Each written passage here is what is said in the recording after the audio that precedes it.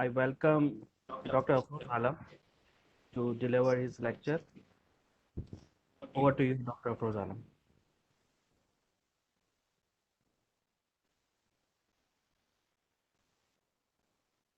Hello everyone, very good afternoon.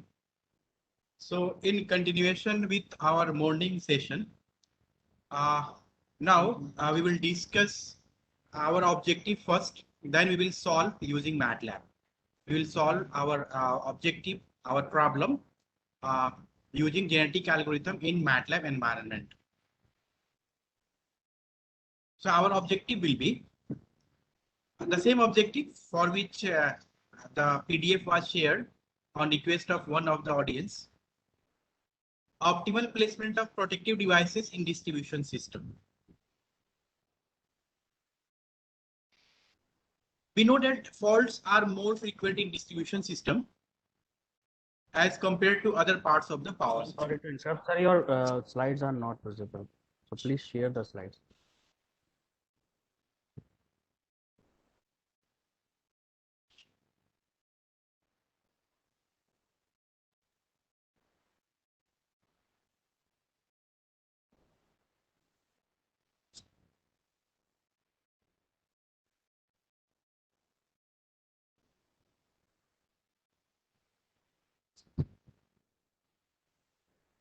So hope it is visible now, right?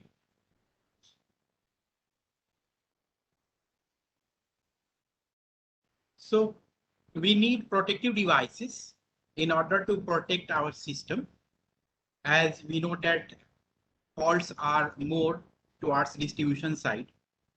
So we need to place devices at appropriate location, or better to say optimal locations.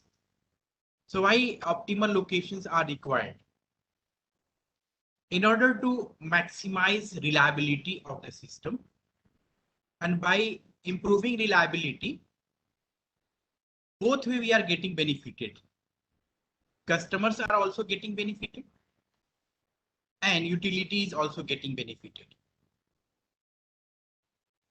Various type of customers are there in the system: residential, commercial, industrial. So if we are talking about priority customers, big customers, industrial customers, so for a big customers, reliability is major concern. For a fault, various customers may get affected differently. Like big customers are getting more problem when a fault occurs and it is not detected on time and not prevented on time,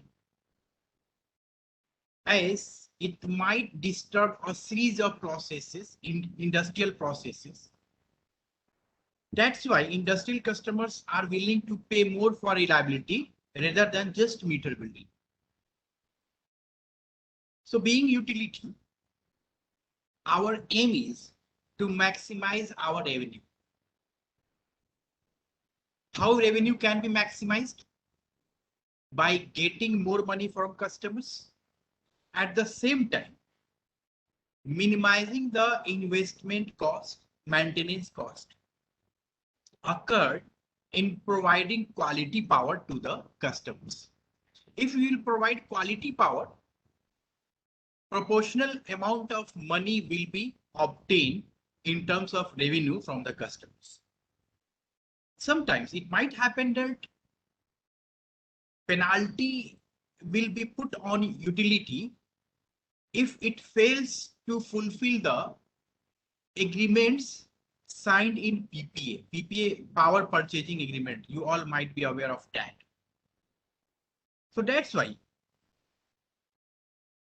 during planning of a system, it becomes a major concern to think of improved reliability and to take care of steps accordingly. So let us take a simple system, distribution system, in which circuit breaker is placed at distribution substation, And for the sake of simplicity, we are considering just 3 feeder sections, F1, F2, and F3, and 3 loads, L1, L2, L3. So if none of the protective devices are placed, so in case of fault anywhere in the system, all customers will suffer,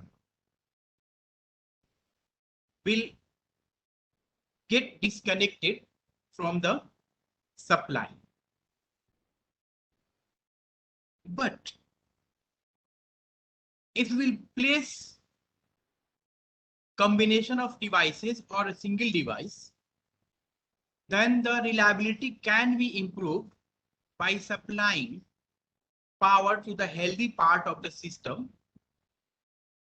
Even some faulted parts are being repaired or being unattended.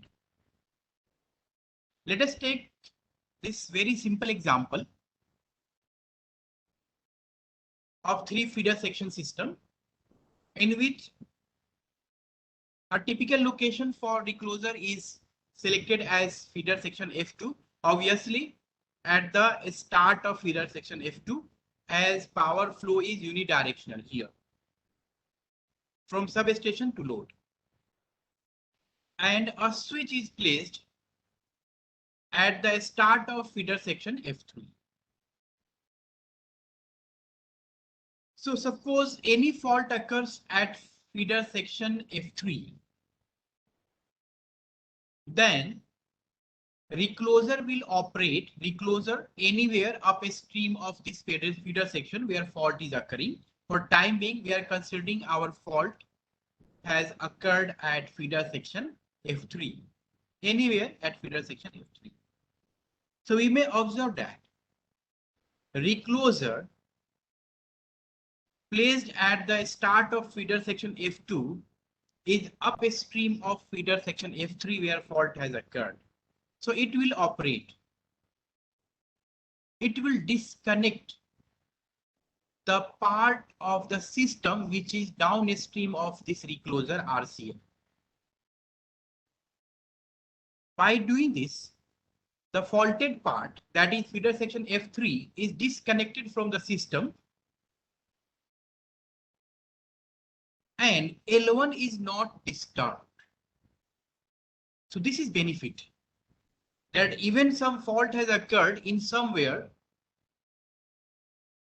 but still the customer L1 is getting supply from the substation via feeder section F1.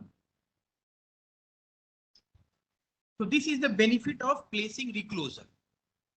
But at the same time, L2 and L3 both are disconnected from the system. Though there is no fault in feeder section F2, but still L2 is disconnected with this arrangement. So we can conclude that by placing a recloser anywhere in the system, some customers are getting benefited, like L1 here. L1 will get uninterrupted power supply for all the faults downstream of this recloser RCL placed at the beginning of feeder section F. What if recloser is placed in place of switch at feeder section F3, if recloser will be placed there? So we can see that for the same fault at feeder section F3, L1 and L2 both will get benefit. But for any fault upstream of recloser, this recloser can't save any load. So location of any device, not only recloser, plays an important role, because some way it is benefiting some customers, at the same time it is disturbing some other customers connected to the healthy part of the system. So there is a need of optimization technique to get the optimal location. for which the utility will get the best profit, best revenue, considering all the revenues from the customer, the cost associated with maintenance of the devices, installation of the devices, replacement of the devices, like that. So for this simple system, having only one recloser and one switch, if fault has occurred at feeder section F3, then recloser F2 will recloser at feeder section F2 will operate, and then crew member will go to feeder section F3, and then it will be isolated manually or remote control. Both type of switches are being used nowadays. So if it is operating manually, then crew member will go to the location where fault has occurred, and if any upstream switch is there, upstream of the faulted feeder section, then that switch will be operated manually, and the unhealthy part, that is faulted part, that is feeder section F3 here, will be isolated, and again the contacts of the recloser will be closed, so that now the customer at feeder section F2, that is L2, will get benefited from the healthy part of the system. Once the feeder section F3, faulted feeder section F3 is repaired, then now the system will be, whole system will be re-energized. So this way, we are minimizing the duration of interruptions to the customers. If you will talk about duration of customer for L1 customer, so duration becomes 0, because continuously L1 will get supply for such type of fault. But if we will talk about L2, so L2 will be disconnected till switch SW is opened. So during that, the outage will be observed by L2.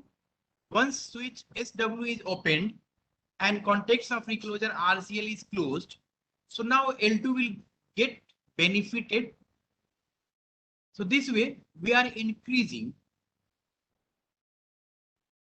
the duration of supply, or in other words, we are reducing the duration of outage to the various customers. So this way we are improving the reliability of the system. But thing is that we need the best solution, the best one, and best becomes one only. Best is one only. So we need the solution which gives the best profit to the utility for a given distribution system. Here we have taken very simple system, but if we are talking about practical system, very large system, so we need an optimization algorithm which will tell us the various types of devices, number of those devices, and corresponding optimal locations of those devices to be placed in the system in order to get the maximum benefit. Hope the idea of our objective is clear. So various types of devices will be either placed at any feeder section or not. That's why a binary variable will be a better gene for us. Gene, we know from the beginning session, morning session, the various variables will form a chromosome, and those variables may be termed as gene. That is, various genes will form, concatenating various genes will give you a chromosome, and a chromosome will give you a feasible solution. So let us assume the variable xri or xsi, r for recloser, s for switch, I for ith feeder section is 0 if a recloser is placed.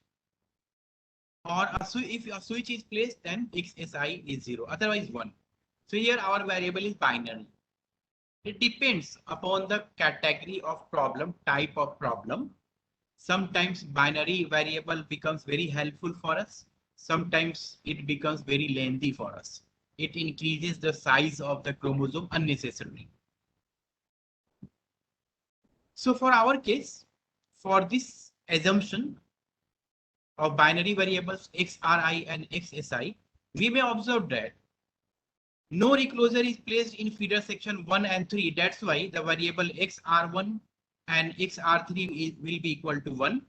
But recloser is present in feeder section F2, and we have assumed that presence of a recloser in any feeder section will give the corresponding variable as 0. Hence, xr2 is 0. If we will talk about switches, so we can observe that switch is only placed in feeder section F3. That's why xs3 is 0, and other variables xs1 and xs2 corresponding to feeder section 1 and 2 becomes 1. So as discussed earlier, that if load is downstream of a faulted feeder section, then that load can't be saved. For example, L3 will never be saved for a fault occurring in feeder section F3. But L2 and L1 can be saved. So what are the differences here in the two scenarios?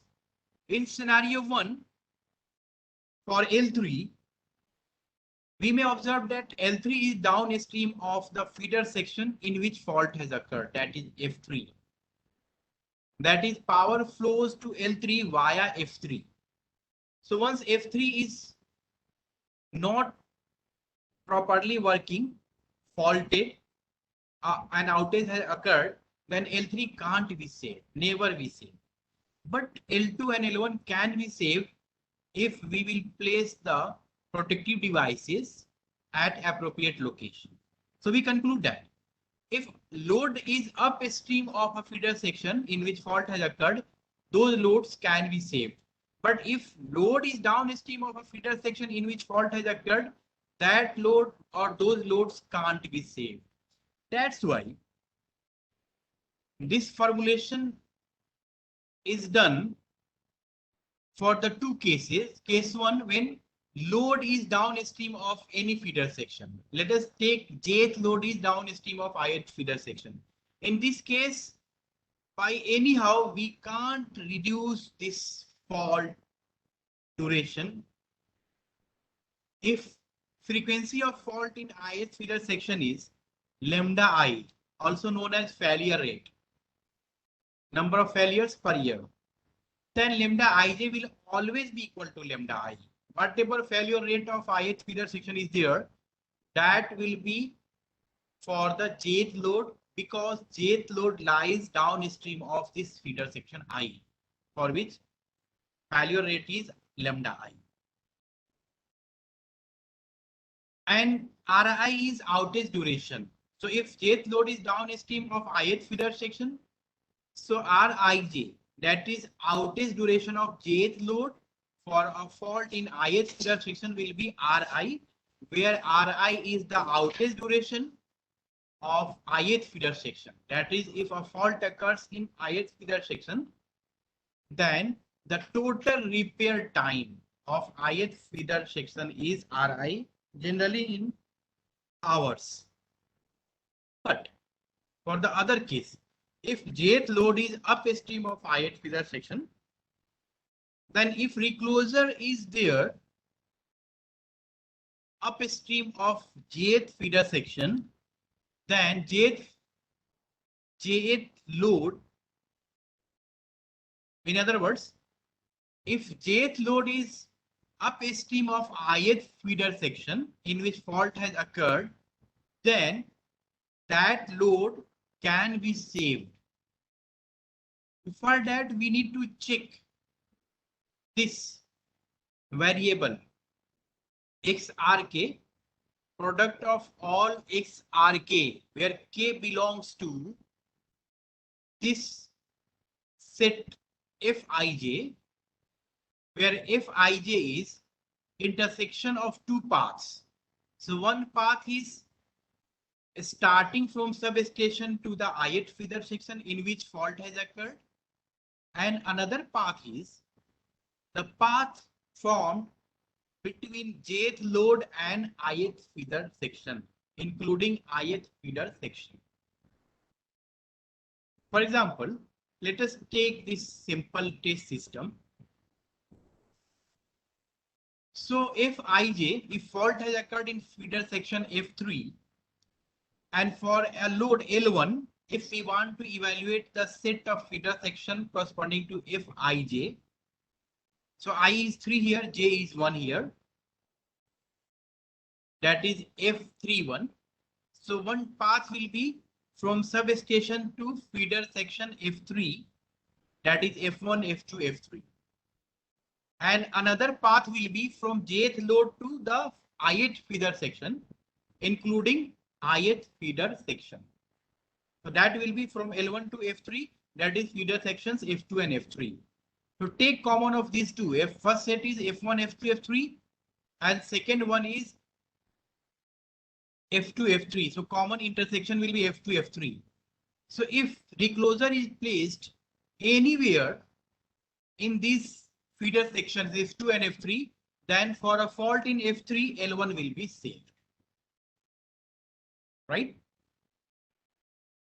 Similarly, if we'll talk about L2, so again, if Ij, that is I is 3, j is 2, F32 will be one path always comes from substation, that is F1, F2, F3, and another will be L2 from load L2 to F3, including F3.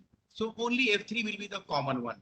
That is L2 can be saved only when a recloser is placed in feeder section F3 instantaneously. Otherwise, we need to wait for some time for switches to get operated. So taking care of these things, the model for the failure rate of jth load for a fault in ith feeder section represented by lambda ij may be written as lambda I into product of this. As we have observed in our previous slide, that presence of a recloser in a particular feeder section will make this binary variable 0, otherwise 1. That is, if a recloser is absent in a particular feeder section, then this binary variable will have its value as 1. So if even a single recloser is placed, so product becomes 0, because a single 0 will make the whole product as 0. And 0, once 0 will multiply with lambda I, it means failure rate of jth load for a feeder section, for a fault in a feeder section I having failure rate lambda I will not affect that particular load. Hence the corresponding failure rate will be 0. That is, failure of that particular feeder section will not affect this particular load J. This is the case when jth load is upstream of the feeder section in which fault has occurred. Now, if switch is also placed, so again, the same set Fij will decide whether the outage duration for that particular load is 0 or not. So if a switch is placed, then this whole product will become 0. So Ri into 0 will be 0. The other term is complementary of this product term, 1 minus this. So either of the two will always be 0. So one term will always vanish and another term will be existing. So once first term will vanish, that is a particular feeder section, a set of particular feeder sections is having at least one switch, then the first term will vanish. Then the second term will have 1 minus 0, that is 1 into R iso I. R iso is isolation time. So though switch is placed, but L2 can't be saved 100%. It has to suffer till switch gets isolated. So we have to take care of that switch isolation time. If switch isolation time for manual switches is suppose half an hour. So for that duration, L2 will suffer. After that, the customer L2 will be energized like L1. But outage duration for L1 will be 0 for this case, but L2 will be corresponding to the switch isolation time. That duration into the load in megawatt. So whatever load megawatt is there, that will be multiplied with that duration, outage duration, even less than the normal repair time of feeder section F3. But that duration we have to consider, and corresponding to that, the energy not supplied will be power into time in hour. That is, power is in megawatt and our time duration is in hour. That is megawatt hour. That is a unit of energy. So this much amount of energy was expected to be supplied to load L1, but due to this fault, that will not be supplied to customer L2. But what if none of the recloser and switches are placed? In that case, this duration becomes very large, equal to repair duration, repair time of feeder section F3. And suppose repair time is very fast, 4 hours or 5 hours. So 5 hours into this megawatt gives you large megawatt hours. So that expected energy not supplied is much larger than the energy not supplied in case switch operates in half an hour.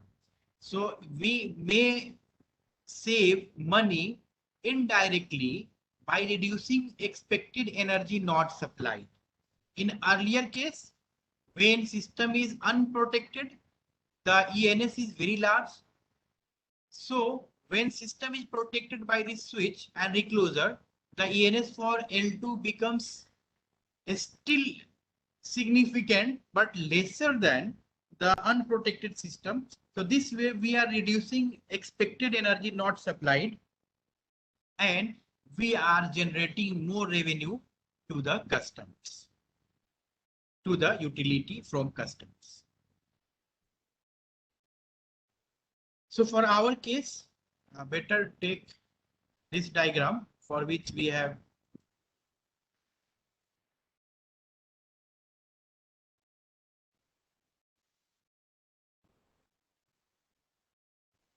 so this is our situation for our simple system, in which we have placed just one recloser and one switch. Recloser is placed at feeder section F2 and switch is placed at feeder section F3. We have manually placed, not optimal placed.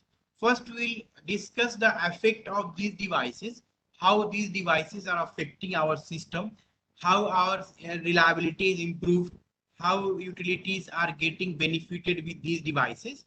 Then we will come to the optimal placement, where the revenue generated to the utility will be the best possible one. So if you will talk about feeder sections, see this matrix. So first row corresponds to feeder section F1, in which first column corresponds to load L1, then load L2, second column, then load L3. And second feeder row of this matrix corresponds to feeder section F2, and third for feeder section F3. So let us consider one by one. If fault occurs in feeder section F1, then as discussed that all the three loads are downstream of this feeder section F1. So none of the loads can be saved, because unless feeder section F1 is repaired, we will not get any path of power flow to these loads L1, L2, L3, because these loads are lying downstream of this feeder section F1. Hence, the failure rate for load L1 will be lambda 1. Whatever failure rate of feeder section F1 is there, that will be the failure rate for L1 also. Suppose F1 is 5 failure per year. Lambda for F1 is 5 failure per year, lambda 1. So 5 times L1 will suffer. Similarly, 5 times L2 will suffer because of fault in F1. Similarly, 5 times L3 will also suffer because of the fault in F1. As all these loads are lying downstream of our feeder section. See our formulation on this page. For first point, if jth load is downstream of ith feeder section, then lambda ij will always be lambda I. So for feeder section 1, I is 1. So lambda ij will always be lambda 1. Fine. For feeder section F2, second row. Second row corresponds to feeder section F2, and if fault is in feeder section F2, then we can observe that out of these three loads L1, L2, L3, L1 lies upstream of feeder section F2. So there is a possibility to save load L1 for a fault in F2, as load L1 lies upstream of feeder section F2. Provided there is some device in that set of Fij, that is, we will take two paths, one from substation, another from the load, for which we are talking about whether that will be saved or not, that is L1 here, and the intersection of these two paths will decide whether a recloser is present in this path or not. If present, then that load will be saved. So let us take first path from substation, including that feeder section, that is F2, in which fault has occurred. So this gives a set of feeder sections F1 and F2. One path. Another path starts from the load for which we are talking about, load L1 here. So from load L1, including feeder section F2, only one feeder section is coming out. So intersection of these two set of paths will give you just one feeder section F2. So this way, your program will check whether a recloser or a set of reclosers are present in these sections or not. Here, for this simple set, we are getting just one feeder section F2. So the program will check whether a recloser is present in feeder section F2 or not. If present, then presence is indicated by 0. That's why lambda, that is failure rate of L1 due to fault in feeder section F2, will be lambda 2 XR2. If XR2 is 0, means a recloser is present. If not present, then this will also suffer the interruption. Similarly, for load L2, we can observe that L2 and L3 both are lying downstream of feeder section F2, so both can't be saved. So whatever the fault frequency for feeder section F2 is there, that is lambda I L2, lambda 2, that will be the same for both L2 and L3. Hence the column 2 and column 3 lambda will be lambda 2 always. Whether some devices are present or not, these loads can't be saved for a fault in feeder section F2, which is upstream of this load, these loads. Similarly, for feeder section F3, if a fault occurs in feeder section F3, then again we will evaluate a set of feeder sections by taking intersection of two paths, one path from substation to that particular feeder section in which fault has occurred, and another path is starting from the load to this feeder section in which fault has occurred and taking intersection of these two.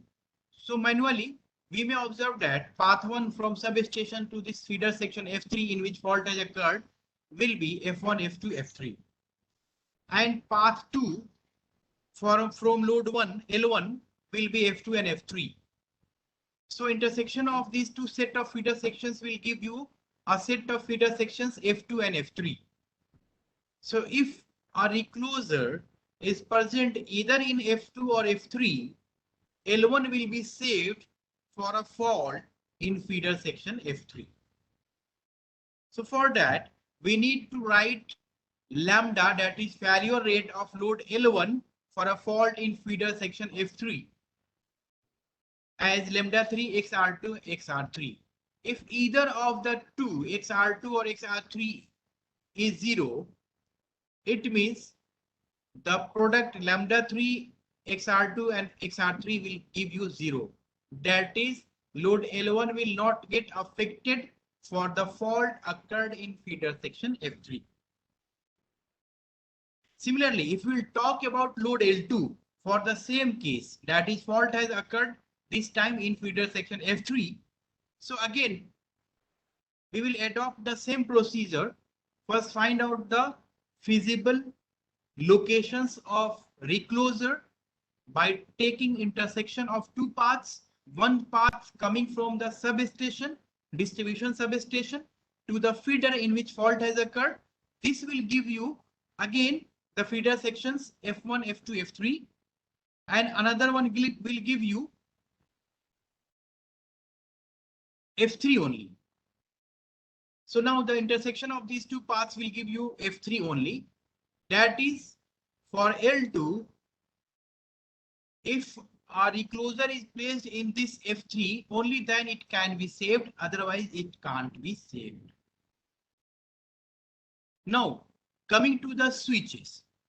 So we have observed that if a switch is placed, so even for a fault,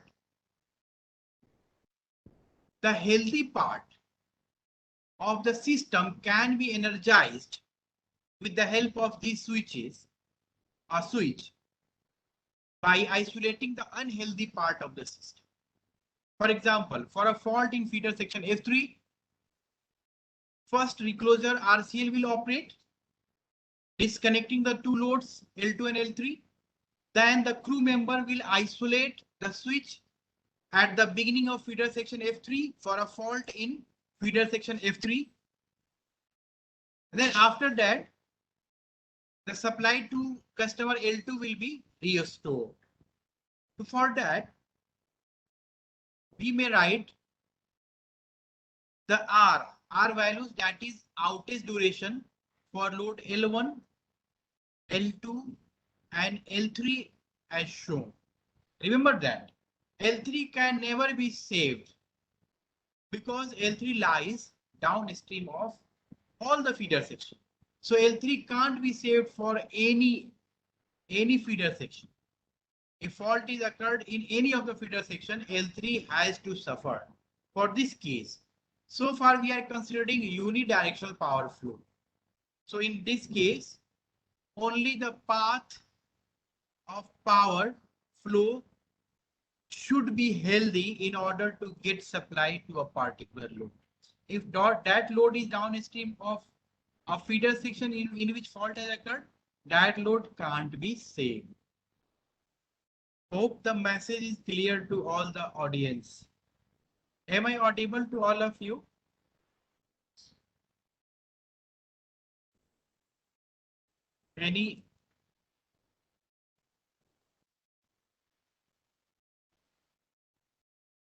Any question from the participants?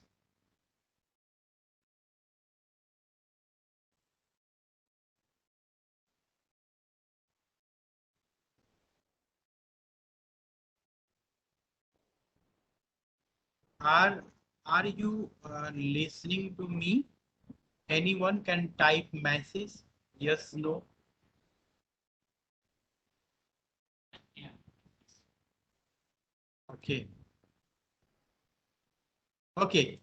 If in between you get any issue regarding the discussion, you may stop me and ask, clear your doubt. Yes, participants can post the questions in chat box or they can raise hand to ask the question.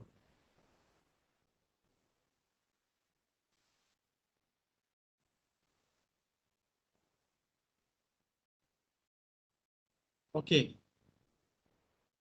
So for our case, after substituting the values of various variables corresponding to our devices, whether recloser or switch, the same matrix can be simplified like this. So wherever recloser is there, the upstream loads are saved for a fault occurring in any feeder section downstream of that load, if recloser is placed in between. So this way, our indices, reliability indices like ENS, or you might have heard SAFI, System Average Interruption Frequency Index, or SADI, System Average Interruption Duration Index. These indices are improved, and by improving these indices, utilities are getting benefited from the important customers, priority customers, as per the agreement signed in PPA, Power Purchasing Agreement. So as discussed, that a load lying downstream of particular feeder section can't be saved. So there is a need to trace our system to know the relative position of a load with respect to all feeder sections, or in other words, relative position of a feeder section with respect to all the loads connected to the system. So for that, a matrix is formed known as BIBC matrix. This matrix will have its element either 0 or 1. If a particular load is upstream of a particular feeder section, then corresponding element will be 0, otherwise 1. 1 means that load is lying downstream of a particular feeder section. So based on our discussions so far, we can formulate the permanent failure rate of a particular load J for a fault occurred in a particular feeder section I, where I will range from 1 to total number of feeder sections, and J will lie between 1 and total number of loads. So for all such combinations, in general form, we may write lambda ij, and we will read it: failure rate of jth load for a fault in ith feeder section. So this has been formulated with the help of this BIBC matrix. Just check the element of this BIBC matrix corresponding to ith row and jth column and put that value. And this will be binary in nature, so either 0 or 1. If it is coming out to be 0, that means lambda I, permanent failure rate lambda I of ith feeder section into 0 will give you 0. That is, it will not impact that particular customer for any fault in ith feeder section. Otherwise, it will impact. Fine. Similarly, we can formulate for outage duration Rij. Rij is outage duration of jth load for a fault in ith feeder section. If this load lies downstream of ith feeder section, then BIBC ij will be 1, and the other complementary term after plus sign will be 0, because 1 minus 1 will be 0. If this is downstream, then BIBC element will be 1, and 1 minus 1 will be 0. So the total will be 1 into Ri, that is outage duration of ith feeder section. That is, unless ith feeder section is repaired, supply can't be restored to the jth load, jth customer. Jth customer has to suffer unless the faulted feeder section I is repaired. So depending upon various types of customers, corrective actions are taken in order to improve their reliability. If we are getting more from priority customers, then our major concern becomes to save the priority customers first, because we are getting a handsome money in terms of reward of improving reliability apart from the meter billing. See, the important customers are more focused towards reliability. That's why they are willing to pay more for reliability rather than just meter reading. So utility focuses more on priority customers, and that's why install protective devices at appropriate location to take care of priority customers, to minimize the disturbances occurred to the priority customers. So keeping these objectives in mind, I have formulated this function, objective function, in terms of revenue. So you might find very difficult in understanding this formulation, mathematical equations, but don't worry, I will brief it. See, we have 4 parts in our objective function. The first part is difference of 2 ENS. First one is ENS corresponding to unprotected system, when system was not protected, minus the ENS when system is protected. That is, as discussed in previous slides, we are reducing the ENS by placing protective devices. So this way we are reducing ENS, expected energy not supplied, we are reducing. That is by placing optimal placing of devices, protective devices, we are supplying extra energy which was not being supplied in unprotected case. So we will get the meter reading of that also, corresponding to the extra units supplied which was expected to be supplied to the customers, into cost of energy. C is cost of energy, into one factor F1. I will talk about later about these factors F1, F2, F3. Now, apart from getting additional meter reading bills, we are improving reliability by reducing interruption. So for that also customers are paying more, known as customer damage. So we are reducing customer damages. That is, we are improving their supply, power supply, duration of outage. We are reducing duration of outage.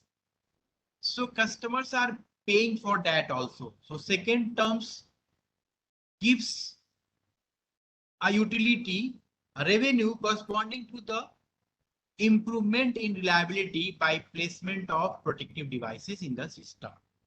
So first term Li, lambda I into interruption cost into load will give you the cost corresponding to unprotected system, minus cost corresponding to protected system. So this difference will be utilized by the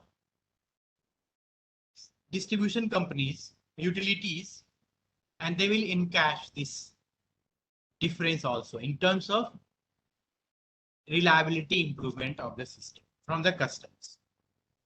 But for achieving these two terms, first one and second one, reducing expected energy not supplied and improving reliability, we have to place devices.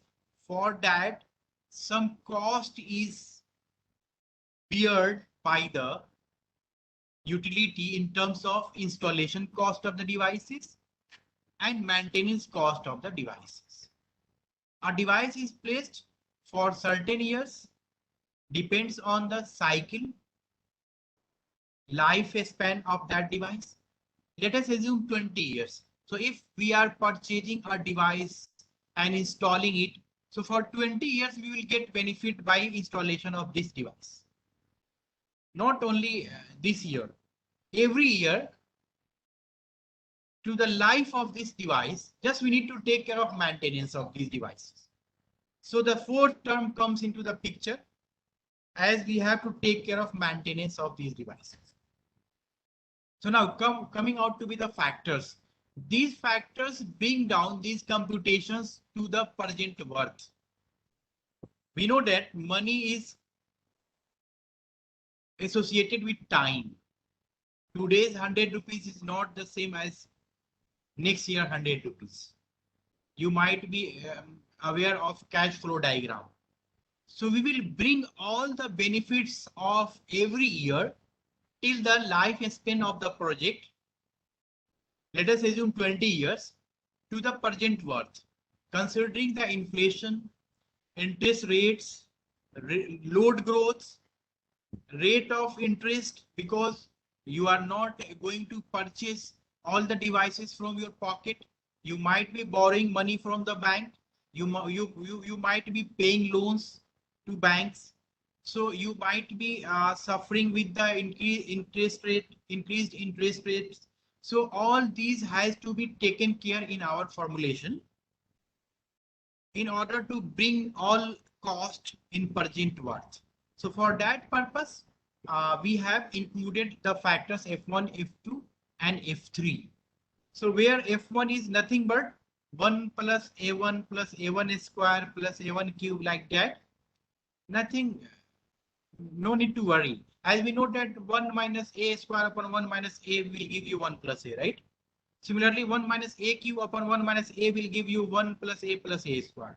Similarly, 1 minus A to the power 4 upon 1 minus A will give you 1 plus A square plus A cube, and so on.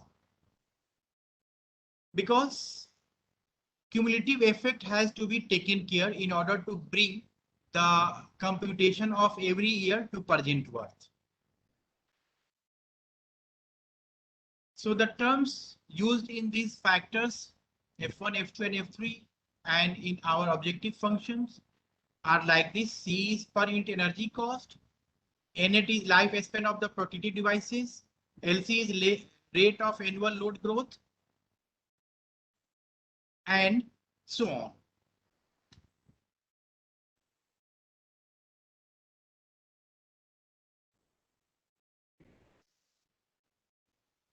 So we have certain constants to the problem, optimization problem.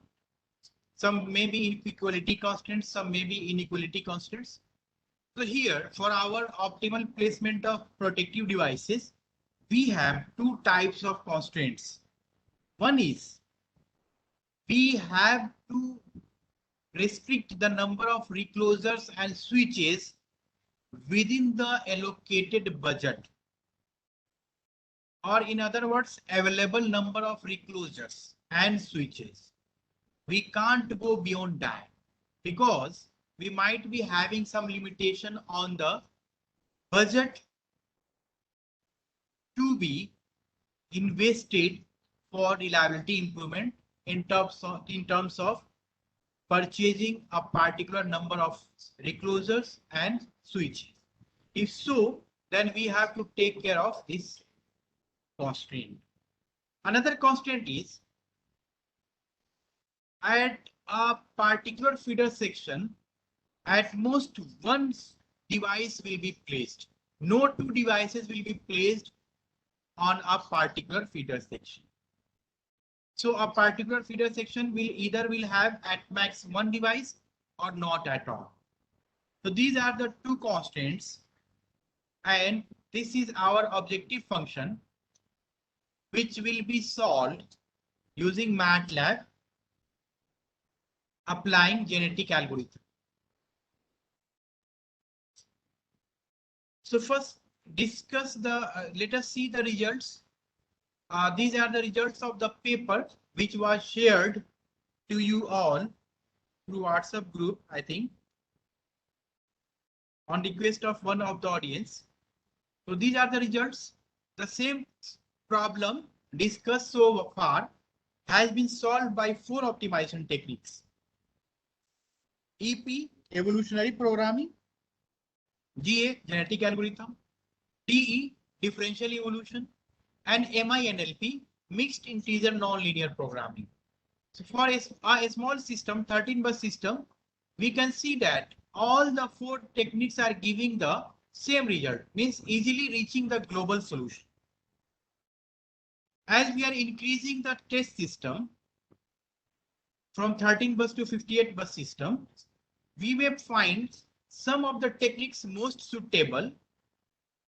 See, the techniques, all the heuristic techniques will not be best suited for all type of problem, because various type of problem will have different type of natures in terms of convexity. If problem is non-convex, then to get optimal solution is not an easy task. But some robust technique will bring the optimal solution in front of you.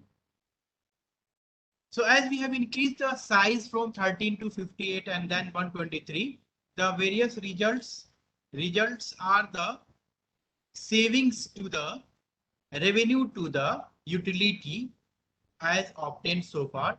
These results we will see with the help of MATLAB coding after this presentation.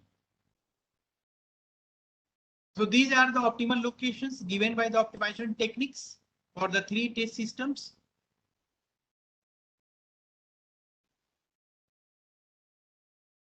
And these are the corresponding optimal locations of switches and devices for 13 bus system. This is optimal locations of reclosers and switches for 58 bus test system obtained from the optimization technique. And this is for the largest system of the three test system taken, that is 123 bus system. Fine. Now next part is consideration. So far we considered sustained interruptions only. So this is another work. I think we have time limitation. We have to discuss MATLAB codes also, and I will try to solve these problems in front of you. So if you wish, I can proceed for consideration of momentary interruptions as well. Otherwise, I will switch to the coding part directly from here. Suggestions from the audience, please. What you want? Should we switch directly to the MATLAB coding part? How to solve such type of problems in MATLAB?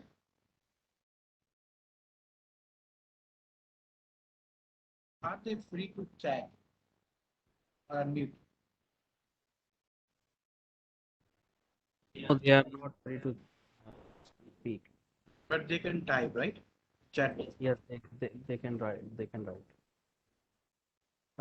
I think we should move to the hands-on session. Okay.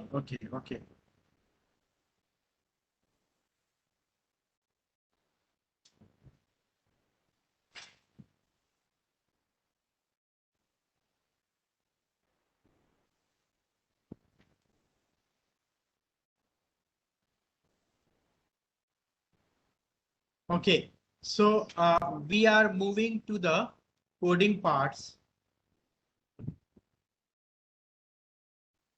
This is the main program. And we have a test system for 30 bus. Data is like this. It's taking time. Okay, 13 bus data. So this is line data. For 13 bus, we have 12 feeder sections. And feeder sections are connected like this. For example, feeder section 1 is connected between bus number 1 to 2. And for that feeder section, this is the resistance in per unit. And this is the reactance in per unit. So you can check feeder section 10, that is line number 10 is connected from between bus number 4 and 5 and so on. So we need to trace the system first, for which we have extracted the data as you can observe on a screen. This is line data showing the system topology, connection, as well as the corresponding resistances and reactances of the feeder section. And this is the bus data. Bus data, first column represents the bus number 1, 2, 3, as we are dealing for 13 bus stage system. So 13 buses are there. Bus number 1 is slack bus. That is, we can say that bus number 1 is substation bus. And remaining buses 2, 3, 4, the various loads. Second column represents the active load in megawatt, and second column represents the reactive power load. Fine. So with the knowledge of this line data and load data, we can formulate BIBC matrix. So by formulating BIBC matrix, you can observe this is our BIBC matrix. If you want to see the system is, I showed you, this is the 13 bus system. See, for this 13 bus system we are talking about. If you want to plot that system, so you can easily plot from here. We have this diagram. This will run into higher version of MATLAB only. I am using 2018A. It will run in 2016B onward. See, we have plotted the 13 bus stage system. You might observe that feeder section 1 between 1 and 2, then 2, 3 and 3, 4. See this one, 1, 2, 2, 3, 3, 4. Then from 4 to 8. See, from 4 to 8. Then 8 to 9. And from 8, one bifurcation is there, 9 to 10 and 9 to 12. So 9 to 10 and 9 to 12. This MATLAB is generating this system. And again from 12 to 13 and 10 to 11. 12 to 13, 10 to 11. From 4, there is one bifurcation, 4 to 8 and 4 to 5. So let us observe here, 4 to 8 and 4 to 5, and it ends till 7. So it ends till 7, right? So if you want to plot your system, because all the data has been fed, the various connections among buses, the line connections among buses, and a particular position of a feeder section with respect to all loads, and vice versa. That is, location of a particular load with respect to all feeder sections can be observed. Fine. So this way, we have traced our system, and then we are moving towards our objective function, test my function. This is our objective function. Now we have evaluated all the variables discussed in our presentation, and now we are evaluating our objective function like this. Now we have, for corresponding to 13 bus stage system, we have 12 feeder sections. So possible location of reclosures are having 12 genes, 1 to 12. That is, a reclosure may be placed at feeder section, any of the feeder section, 1, 2, 3, up to 12. Similarly, we have another variable for switch. So again, switch is also having its domain, its range from 1 to total number of feeder sections, that is 1 to 12. So we have formulated our chromosome having 2 into number of feeder sections as the number of genes. You might observe here. See, this is our variable. You may see the dimension. So initially, we have not placed any recloser or switch. That's why our binary variables corresponding to 12 for recloser and 12 for switches are coming out to be 1, 1, 1 for all. So from here, we are extracting variable for recloser XR as 12 and remaining next half for switches as 12. Now we are checking the relative positions of loads, each load with respect to all feeder sections, and each feeder section with respect to all loads. And as discussed in our presentation, that a load lying downstream of a particular feeder section will never be saved, can't be saved. But if it lies upstream of a particular feeder section, then it can be saved, provided our protective device is placed in the common feeder sections of the two paths discussed so far. Path 1 was from substation to that particular feeder section in which fault is occurring, and path 2 was path between the jth load, for which we are going to evaluate whether that load will suffer interruption or not for a fault in ith feeder section, and taking the common of these two paths and then checking whether at least one device is present in this path or not. If device is present, then that particular load, upstream load, will be saved. Otherwise, that load will experience sustained interruptions, permanent interruption. Fine. So after doing this, we have considered the customer damage function. If fault occurs for a certain duration, then we need to evaluate the total outage corresponding to that sustained interruption. And again, that depends upon the type of customers. So we have considered three types of customers: customer 1, customer 2, customer 3. Considering three types: residential, commercial, and industrial. And by evaluating the customer damage function, we are considering the fitness, total fitness. So here we have evaluated the total cost, that is switch cost, installation cost, reclosure cost, installation cost, then maintenance cost of the two. For both of these devices, we have assumed that the increase in maintenance cost every year will be 5%.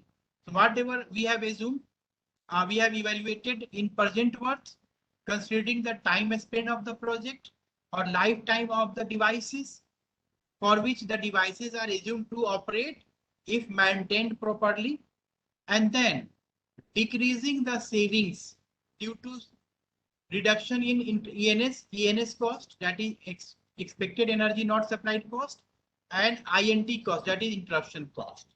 So this way, we are solving our problem.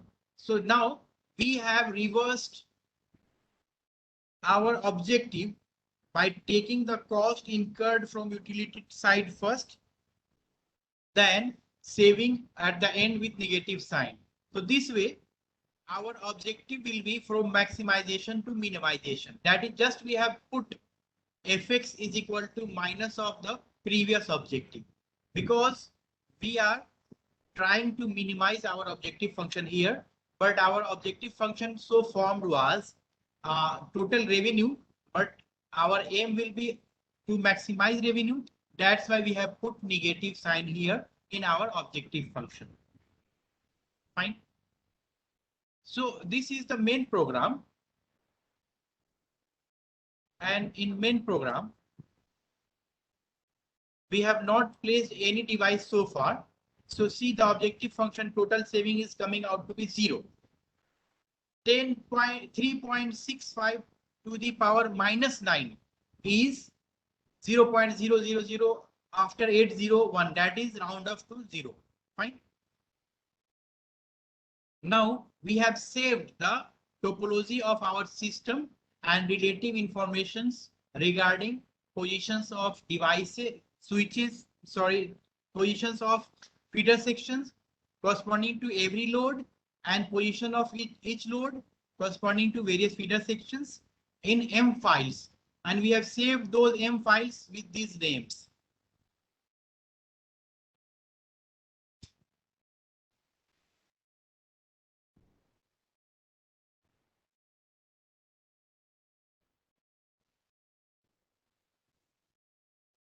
Now with these names: cost data, .pat,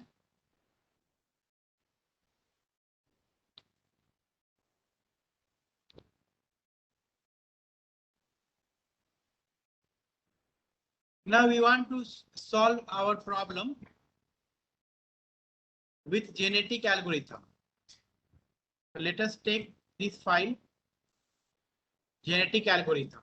So we are loading these files.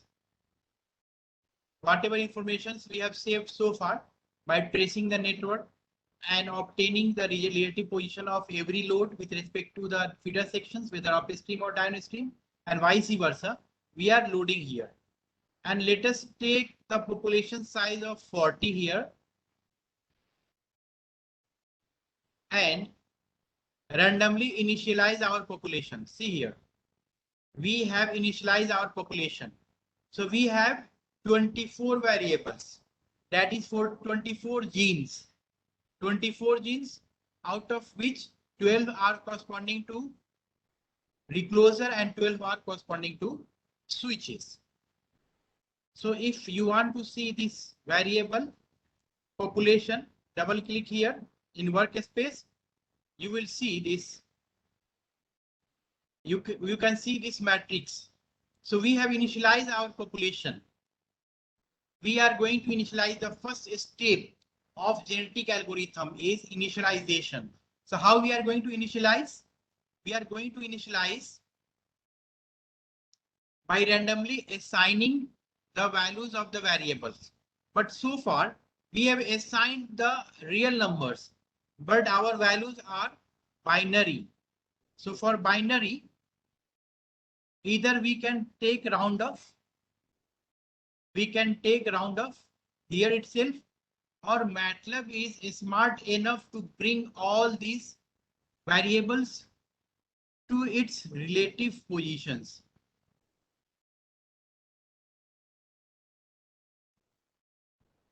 For example, 0.8 is near to 1, so it will bring it to 1. And this 0.24 is near to 0, so it will bring it to 0.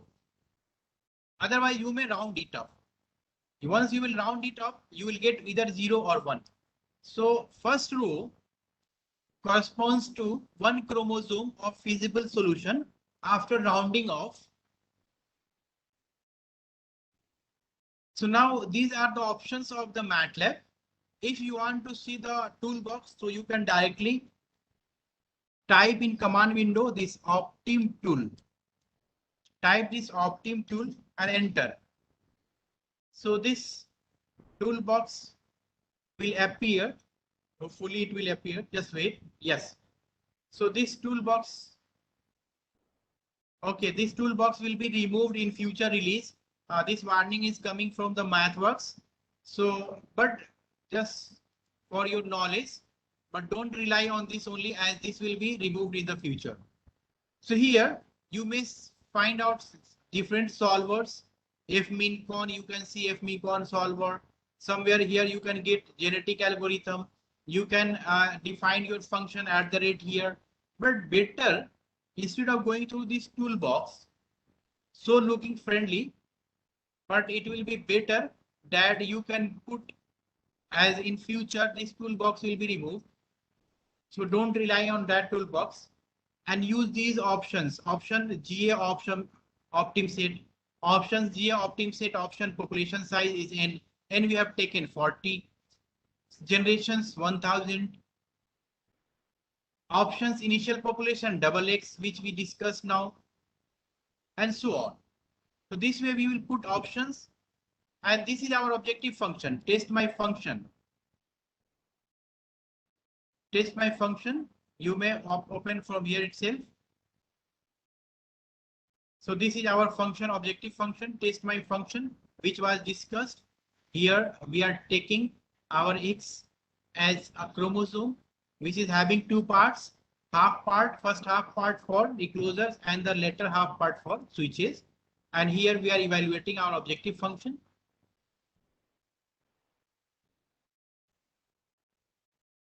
So this is our option for GA. Just write GA at the rate our variable X will be this one X, and the other parameters input arguments of the function will be put in sequence of our function. And then we will run our program. So let us run for, we have to run the GA algorithm several times, as we may not get the optimal one in a single run. So it is better to run 10 times, 100 times and take the best one. If all are coming same, that's good. If you are not getting all same, take the best one. So let us start running our program for 10 run. So observe the command window. Our program is running very fast. You might not be able to read the data as this is running very fast. And 10 run is completed, and we are getting the optimal locations of reclosers at 3, 5, 10 and switches at 2, 4, 8. This program is giving for 13 bus system. Now let us do the same for some larger system. Let us take 58 bus system. So again, the same code will run for larger system. This is main program as discussed earlier. Just run it. We are running the larger system, so it is taking slightly larger time. No problem. We are saving the corresponding cost data. And now again, we will use genetic algorithm to solve this 58 bus system. Okay, first check the connection for this 58 bus system. So let us open this RMAT so that we can plot the 58 bus system and we can verify whether we are taking the correct data or not. So run till here. This is plot function, plot this graph, as we have already read the data, and you can see this is 58 bus system. So this 58 bus system can be verified from the presentation. Next one, this is 58 bus system. So bus number 1 is connected with 2 and 2 is connected with 3 buses. 2 is connected with 3, 14 and 23. So 2 is connected with 3, 14 and 23. You might be observing this, right? Again, check this one. 3 is connected with 4 and 4 is connected with 5 and 8. So 4 is connected with 5 and 8. And here 2 is connected with 23 and 23 is connected with 43 and 24. So see here, 23 is connected with 43 and 24. So this way, you may observe that the connection of 58 bus system is correct. That is, the network tracing is done properly by this MATLAB algorithm. This algorithm and this objective function, and we are going to solve this objective function using MATLAB. So again, we have not placed any switch or recloser, so we are not getting any benefit. That is, objective function is giving out to be 0. That is no profit, no loss, because we have not installed any of the device. Now we are going to find out the optimal numbers and locations of the devices. We even don't know the numbers, how many optimal numbers will be there for our given test system, for given loads and the scenario of the various test system. So for this 58 bus system, again open the GA, discuss so far, and it will take time. Okay, let us run for 10 run. So I am running it. Now the speed will be slower than the previous one because, but still it is faster. You can see as our system size has increased, so it will take some time to complete 10 runs. I think it will show. Yes, 1 run is completed. Second run has started. In between, You may ask any question if you have. You may type in chat box.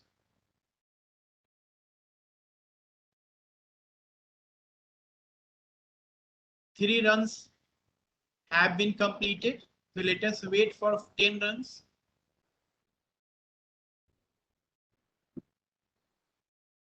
Five runs completed.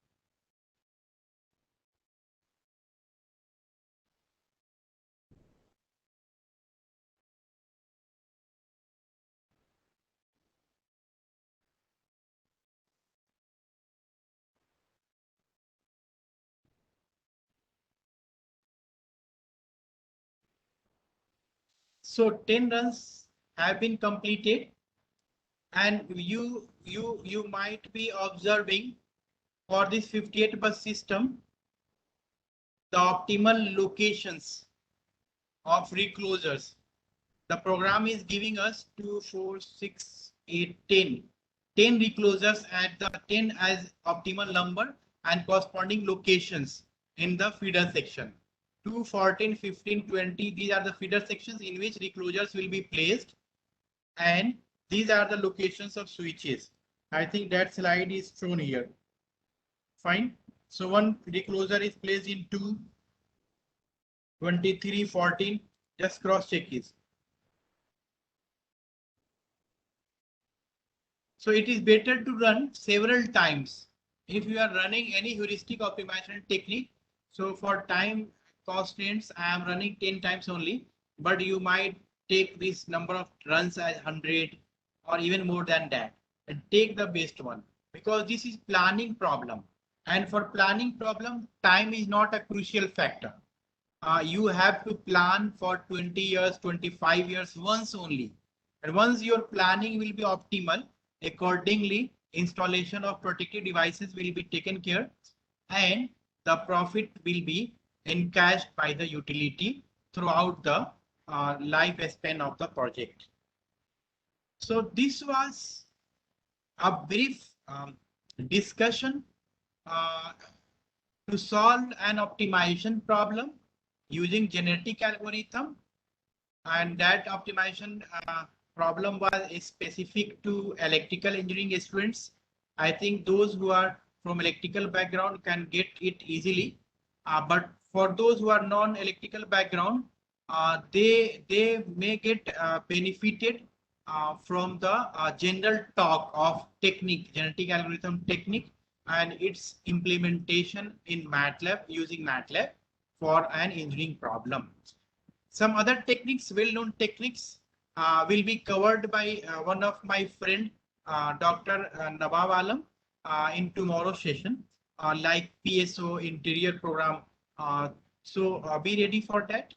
And this was all about today's session. And if you have any question, you may ask, please.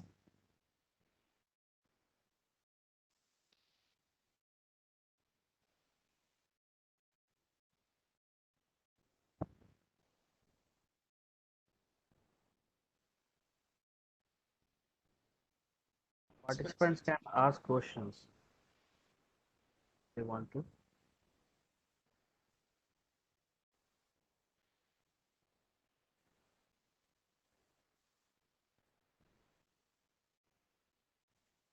So I guess we have no further questions. Thank you, Dr. Afroz Alam. Yes, Sonali Bhatnagar, you can ask your question. So could we get a little bit of these beginning program files so that we could also start doing this on our data? You are a research scholar or a faculty? No, I'm a faculty.